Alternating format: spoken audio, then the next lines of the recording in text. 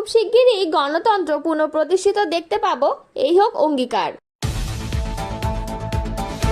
Appeal বিভাগের রায়ের পর ইশরাকের শপথের বিষয়ে কি বললেন সিইসি? কারো দোষও ছিলাম না, তবুও ফ্যাসিবাদের শিকার হয়েছি, জিএম কাদের। সরকারকে ধাক্কা না দিলে কি কাজ হয় না? সার্জিস আলম এমনটাই মনে করছেন। সংস্কারের বাহানা করে নির্বাচন পেছানো যাবে না, সালাউদ্দিন। এতক্ষণ শুনছিলেন সংবাদ শিরোনাম, এবারে বিস্তারিত। গণতন্ত্রের নিরবচ্ছিন্ন যাত্রা আজও প্রতি পদে পদে বাধাগ্রস্ত হচ্ছে উল্লেখ করে বিএনপি চেয়ারপারসন খালেদা জিয়া বলেছেন, খুব শিগগিরই আমরা বাংলাদেশে গণতন্ত্রের পুনঃপ্রতিষ্ঠা দেখতে পাব, এই হোক শহীদ জিয়ার শাহাদাত বার্ষিকীতে আমাদের অঙ্গীকার।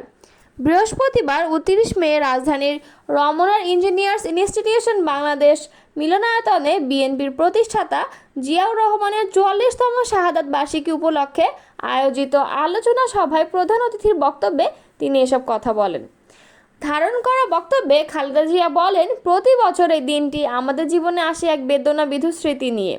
এই দিনে শুধু আমাদের পরিবার নয়, বরং সমগ্র দেশবাসী হয়ে পড়েছিল অভিভাবকহীন। বাংলাদেশের জন্মের সঙ্গে জড়িয়ে থাকা এক অবিচ্ছেদ্য নাম শহীদ প্রেসিডেন্ট জিয়াউর রহমান। এমনটা উল্লেখ করে খালেদা জিয়া বলেন, যে চট্টগ্রামে স্বাধীনতার ঘোষণা করে তিনি এই দেশের তার নাম অবিচ্ছেদ্য করেছিলেন, সেই চট্টগ্রামে এক সফল, সৎ, দূরদর্শী ও প্রকৃত দেশপ্রেমিক প্রেসিডেন্ট হিসেবে নিজের জীবন উৎসর্গ করেছেন। এই দেশে গণতন্ত্র, স্বাধীনতা, সংবাদপত্র ও বিচার বিভাগের স্বাধীনতার স্বনির্ভরতা, উন্নয়ন এবং নিজস্ব জাতীয়তাবাদ সৃষ্টির অনন্য রূপকার শহীদ জিয়াউর রহমান। তিনি আরও বলেন যে গণতন্ত্র প্রতিষ্ঠা আর সার্বভৌমত্ব রক্ষার লড়াইয়ে তিনি শাহাদাত বরণ করেছেন। সেই গণতন্ত্রের নিরবচ্ছিন্ন যাত্রা আজও বাধাগ্রস্ত হচ্ছে প্রতি পদে পদে। খুব শিগগিরই আমরা বাংলাদেশে গণতন্ত্রের পুনঃপ্রতিষ্ঠা দেখতে পাবো, এই হোক শহীদ জিয়ার শাহাদাত বার্ষিকীতে আমাদের অঙ্গীকার। এই লক্ষ্যে সুশৃঙ্খলভাবে এগিয়ে চলার জন্য আমি বিএনপির সব পর্যায়ের নেতাকর্মী ও দেশবাসীর প্রতি আহ্বান জানাচ্ছি।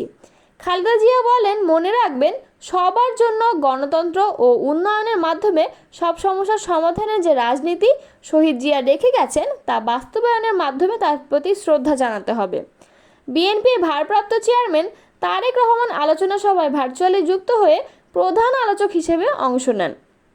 সভায় ভার্চুয়ালি যোগ দিয়ে সভাপতিত্ব করেন দলটির মহাসচিব মির্জা ফখরুল ইসলাম আলমগীর। আলোচনা সভায় বিশেষ অতিথি ছিলেন দলের স্থায়ী কমিটির সদস্য মঈন খান এবং ইকবাল হাসান মাহমুদ টুকু। বিএনপি নেতা ইশরাক হোসেনের ঢাকা দক্ষিণ সিটি কর্পোরেশনের মেয়র হিসেবে শপথের বিষয়ে নির্বাচন কমিশন সিদ্ধান্ত নেবে আদালতের রায়ের কপি হাতে পাওয়ার পর পর্যালোচনা করে। বৃহস্পতিবার বিকেলে সাংবাদিকদের এ কথা জানান প্রধান নির্বাচন কমিশনার AM নাসির উদ্দিন। ঢাকা দক্ষিণ সিটির মেয়র হিসেবে বিএনপি নেতা ইশরাক হোসেনের শপথ নিয়ে আপিল বিভাগের রায়ের পর আজ বিকালে বৈঠকে বসে নির্বাচন কমিশন।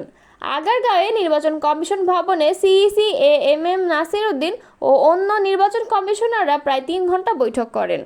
বৈঠক শেষে সাংবাদিকদের প্রশ্নের জবাবে সিইসি AM নাসির উদ্দিন বলেন, আমরা আপিল বিভাগের কোনো রায় এখনো হাতে পাইনি। রায় পাওয়ার পরে কী ধরনের সিদ্ধান্ত আসে, আইনগত বিভিন্ন দিক পরীক্ষা নিরীক্ষা করে আমাদের যা করণীয় তা আমরা করব। এদিকে বর্তমান ঢাকা দক্ষিণ সিটি কর্পোরেশনের মেয়াদ উত্তীর্ণ হবে আগামী 1 জুন। ইশরাকের আপিলের পরিপ্রেক্ষিতে গত 27 এপ্রিল তাকে মেয়র ঘোষণা করে গ্যাজেট জারি করে নির্বাচন কমিশন। এরপরে গ্যাজেটের বিরুদ্ধে আপিল হলে শপথ আটকে যায় ইশরাকের। জাতীয় পার্টির চেয়ারম্যান GM কাদের বলেছেন, আমরা কারো দোষর ছিলাম না, আমরা নিজস্ব রাজনীতি করেছি। কিছু কিছু সময়ে আমাদের অনেক ক্ষেত্রে অনেক কিছু করতে বাধ্য করা হয়েছে, যেটা ফ্যাসিবাদ বলা হয়। সেই ফ্যাসিবাদের শিকার সবাই যেমন হয়েছে, আমরাও হয়েছি। বৃহস্পতিবার বিকেলে রংপুর নগরীর সেনপাড়ায় তার বাসভবন দ্য স্কাই ভিউতে সাংবাদিকদের সঙ্গে আলাপকালে তিনি এসব কথা জানান। এ সময় GM কাদের বলেন, যারা আমাদের দোষর বলছেন তারা বাংলাদেশের রাজনীতিতে কতটুকু ধারণা রাখেন তা নিয়ে আমার সন্দেহ আছে। বাংলাদেশের রাজনীতিতে আমাদের দোষর খুব শত্রুরাও সহজে বলতে পারবেন না। কথার কথা বলতে পারেন, কোনোভাবেই আমরা দোষর নই। যেখানে আওয়ামী লীগ খারাপ কাজ করেছে তার সবচেয়ে বেশি প্রতিবাদ করেছি এবং অন্য যে কোনো দলের চেয়ে বেশি সোচ্চার ছিলাম। তিনি বলেন, প্রধান উপদেষ্টা এবং তার সঙ্গে তরুণ নেতৃত্ব, যাদের তিনি তার অভিভাবক এবং নিয়োগকর্তা হিসেবে পরিচয় করিয়েছিলেন, তারা মিলে দেশকে সুস্পষ্টভাবে বিভক্ত করে ফেলেছেন। এই বিভক্তি দিন দিন আরও শক্তিশালী হচ্ছে এবং একজন আরেকজনের উপরে সংঘাতপূর্ণ একটি পরিস্থিতি সৃষ্টি হয়েছে। সামনের দিকে বড় ধরনের সংঘাতের দিকে যেতে পারে বলে আশঙ্কা করছি।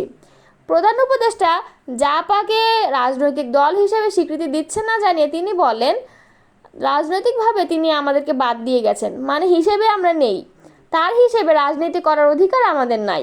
আইনগতভাবে এখনও আমরা নিবন্ধনভুক্ত একটি দল। কোনো ধরনের ঘাটতি না থাকা সত্ত্বেও আমাদের রাজনৈতিক দল হিসেবে স্বীকৃতি দিতে চাচ্ছেন না। তারা রাজনৈতিক প্রক্রিয়ায় প্রতিদ্বন্দ্বী মনে করে আমাদের রাজনৈতিক অধিকার থেকে বঞ্চিত করছে। আমাদের লোকজনদের ধরে নিয়ে আটক করে রাখা হচ্ছে। পৃথকীকরণ নীতি গ্রহণ করে বর্তমান সরকার রাজনীতিতে কোণঠাসা করার জন্য দেশের একটি বৃহৎ অংশকে সমস্ত রাজনৈতিক অধিকার থেকে বঞ্চিত করেছে। এনসিপিকে সরকারি দল হিসেবে উল্লেখ করে তিনি বলেন, তারা নির্বাচনে নিজস্ব একটি দল তৈরি করেছেন এবং সেই দল এখন পর্যন্ত সম্পূর্ণ সরকারি পৃষ্ঠপোষকতায়। এখন পর্যন্ত কোনো রেজিস্ট্রেশন পায়নি। আমি মনে করি তারা আইনসিদ্ধভাবে রাজনৈতিক দলের স্বীকৃতি পায় না, কিন্তু তাদেরকে সমস্ত ক্ষেত্রে প্রায়োরিটি দেওয়া হচ্ছে। নিজস্ব দল করে তৈরি করে সেই দলের মাধ্যমে এবং একই সঙ্গে নির্বাচন হলে সেই নির্বাচনে লেভেল প্লেয়িং ফিল্ড কখনোই সম্ভব না। একটি উপযুক্ত নির্বাচন দেওয়ার দরকার, কিন্তু এই সরকার তা পারবেন না। তাদের উপযুক্ত নির্বাচন দেওয়ার ক্ষমতা এবং ইচ্ছা কোনোটাই নেই। জাতীয় পার্টির চেয়ারম্যান বলেন, সীমান্তে পুশিনের ঘটনা এটা স্পষ্ট যে এই সরকার দুর্বল এবং ব্যর্থ। এটা সরকারের কাজ, এক্ষেত্রে আমরা তো কিছু করতে পারি না। এ সময় দলের প্রেসিডিয়াম সদস্য এস.এম. ইয়াসির, জেলা কমিটির আহ্বায়ক আজমল হোসেন লেবু উপস্থিত ছিলেন। এর আগে 4 দিনের সফরে বৃহস্পতিবার বিকেলে রংপুরে যান তিনি। দলীয় ও ব্যক্তিগত কাজ শেষে আগামী রবিবার ঢাকায় ফিরবেন। জাতীয় পার্টিকে আওয়ামী লীগের সবচেয়ে বড় দোষর বলে মন্তব্য করেছেন জাতীয় নাগরিক পার্টির উত্তরাঞ্চলের মুখ্য সংগঠক সার্জিস আলম।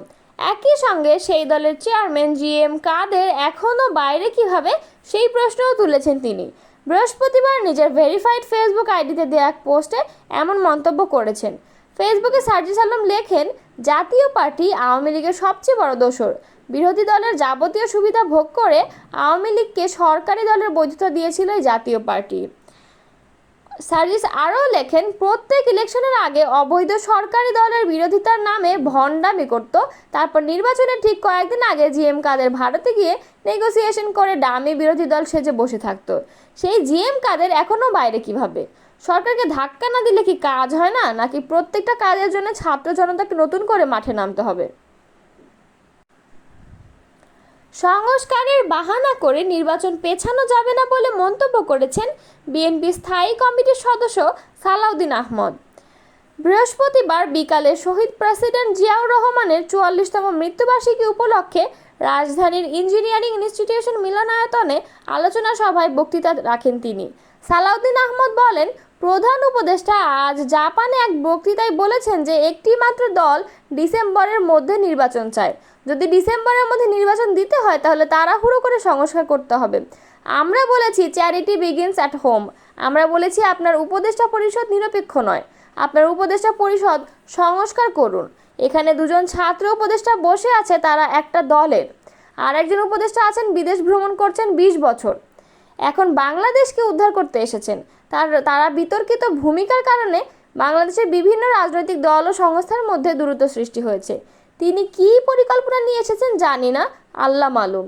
আরও কয়েকজন ফ্যাসিবাদের দোষর আপনার উপদেষ্টা পরিষদে আছে। প্রধান উপদেষ্টাকে উদ্দেশ্য করে তিনি আরও বলেন, সংস্কার করেন, তবে সর্ষের মধ্যে ভূত রেখে যদি সংস্কার করেন, সংস্কার আর হবে না। যেসব সংস্কারে ঐক্যমত হবে তা 1 সপ্তাহ থেকে 1 মাসের মধ্যে সংস্কার সম্ভব। যদি আপনি না পারেন আমরা করে দেব। বিএনপি স্থায়ী কমিটির সদস্য বলেন, শুধু সাংবিধানিক সংস্কারের মধ্যে যেসব বিষয়ে ঐক্যমত্য হবে সেসব সংশোধনী নির্বাচিত সংসদের মধ্যেই করতে হবে। এটাই হলো আমাদের পরিষ্কার বক্তব্য।